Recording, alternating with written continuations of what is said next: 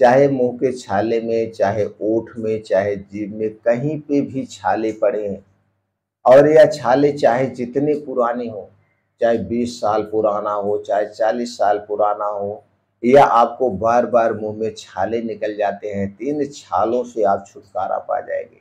बिना अंग्रेजी दवा के आप मुँह के छाले को घर पे रह के ठीक कर सकते हैं और इसका कोई दुष्परिणाम नहीं होगा।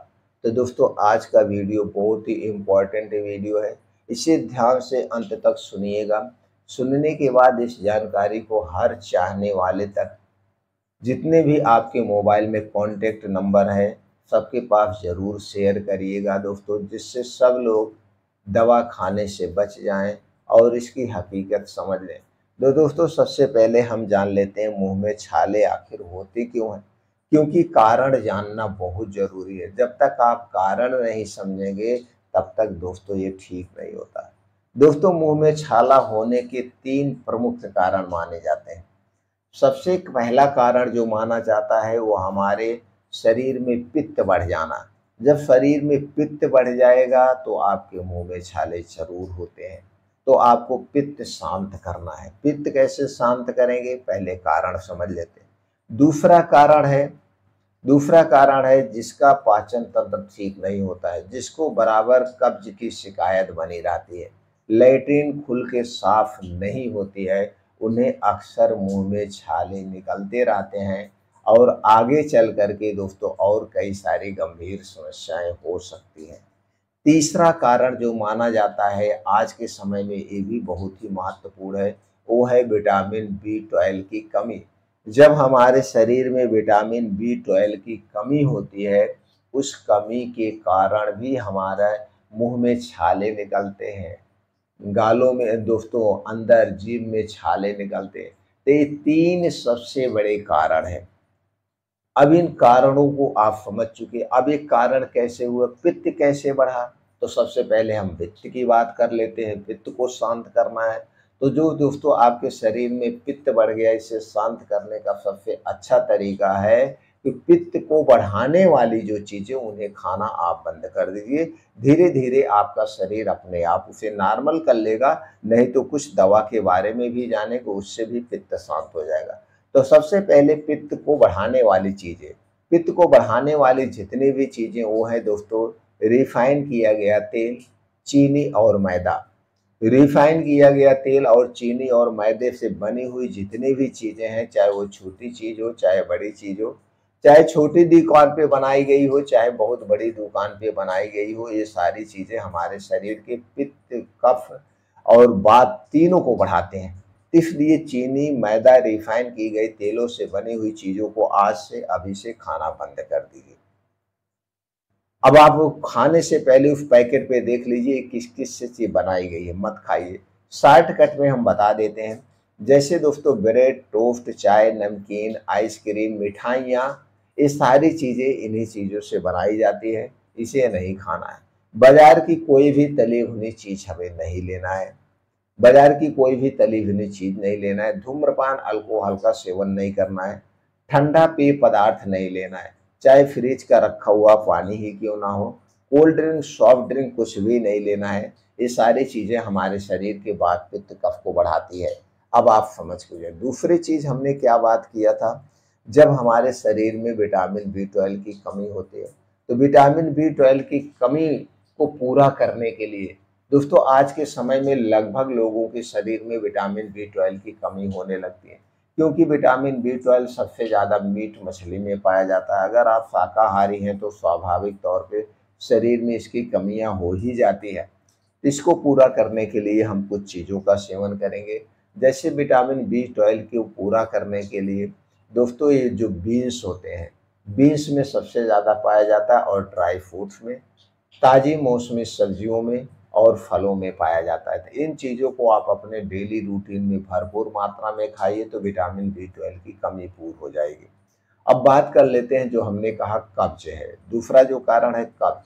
हाँ, आप अपने पाचन तंत्र को स्ट्रांग बनाइए, गैस, कब्ज, एसिडिटी को दूर करिए। अब गैस, कब्ज, एसिडिटी क्यों होती है, जो वात, पित्त, कफ को बढ़ाती है, उसी के खाने से आपको कब्ज की भी शिकायत होती है। जब आप उसे खाना बंद कर देंगे तो धीरे धीरे आपके कब्ज ठीक होने लगेगी। फिर भी आराम के लिए हमें कुछ चीज़ों का प्रयोग करना चाहिए। तो चलिए जानते हैं उन चीज़ों में क्या करना है। पहले बात तो आप परहेज समझ चुके हैं। घर से बाहर की बनी हुई जितनी चीज़ें हमें नहीं खाना है। अब आपको टाइम पे खाना खाना है। टाइम इज मेडिसिन, टाइम के बारे में जानते हैं। उसमें से पहला काम आपको जो करना है, अब जब जानते हैं हमें क्या करना है अस्थायी तौर पे आराम के लिए। अब रात का खाना आप सूर्य डूबने के पहले खाएंगे, क्योंकि सूर्य डूबने के बाद जो हम खाना खाते हैं ये ठीक से पचता नहीं है, और जब ये खाना पचेगा नहीं तो आपको कब्ज होगी, गैस होगी, एसिडिटी बनेगी। सूर्य डूबने के बाद खाना क्यों नहीं पचता है दोस्तों? सूर्य डूबने के बाद हमारा पाचन तंत्र स्लो हो जाता है, जिससे खाना ज़्यादा देर तक पेट में रहता है। इसलिए रात का खाना सूर्य डूबने के 1 घंटे पहले हमें खा लेना है। जो कुछ भी आप खा पी सकते हैं सूर्य डूबने के पहले खाइए। अगर ऐसा आप ड्यूटी करते हैं या ऐसे काम करते हैं कि सूर्य डूबने के पहले नहीं खा पाते हैं तो दोस्तों कुछ नहीं करना है। आप भुना हुआ चना थोड़ा-सा गुड़ के साथ ले लीजिए, वो खाने के पूरा कर देगा। अगर खा सकते हैं तो ठीक है, नहीं तो सूर्य डूबने के बाद बिल्कुल नहीं खाना है। सूर्य डूबने के 1 घंटे पहले आप अपने भूख को शांत करने के लिए कोई फल खा सकते हैं, भुना हुआ चना खा सकते हैं, कुछ खा के भूख को शांत कर लेना है, लेकिन सूर्य डूबने के बाद कुछ नहीं खाना है। पीने के तौर पे सिर्फ हम पानी ले सकते हैं। इस नियम को तो जरूर अपनाना है, तभी बीमारी जड़ से ठीक होगी। दिन में चाहे जो खाइए, हमें दिन से मतलब नहीं है, हमें सिर्फ रात से मतलब है। आप अपने रात के खाने में परिवर्तन जरूर करिएगा। कोई भी बीमारी अगर आपको ठीक करना है तो रात के खाने में परिवर्तन करना होगा। हमारा शरीर जो बीमार होता है वो रात के खाने से सबसे ज्यादा बीमार होता है। तो रात का खाना सूर्य डूबने के 1 घंटे पहले खाना है। अब कुछ दवाएं मैं बता रहा हूँ, उसका प्रयोग करिए। दोस्तों सूर्य डूबने के बाद आप जब पहले खाना खा लिए, खाना खाने के 2 घंटे के बाद रोज रात में 1 चम्मच त्रिफला चूर्ण लेना है। त्रिफला चूर्ण दोस्तों आयुर्वेद का सबसे बढ़िया दवा है, सबसे बढ़िया रसायन है। ये हमारे शरीर के वात पित्त कफ तीनों को बैलेंस करके रखते हैं। तो 1 चम्मच त्रिफला चूर्ण रोज रात में खाना खाने के 2 घंटे के बाद गर्म पानी के साथ लेंगे तो गैस कब्ज एसिडिटी सबको ठीक करेगी। खुल के पेट आपका साफ होने लगेगा, पेट की गर्मी को शांत करेगा, पित्त को शांत करेगा, और आपका मुंह का छाला धीरे धीरे अस्थायी रूप से ठीक होने लगेगा। ये करना है। उसके अलावा दोस्तों जो मुंह में छाले पड़ गए इसे शांत करने के लिए नीम की पत्ती ले लीजिए, मुंह में ऐसे चबाते रहिए।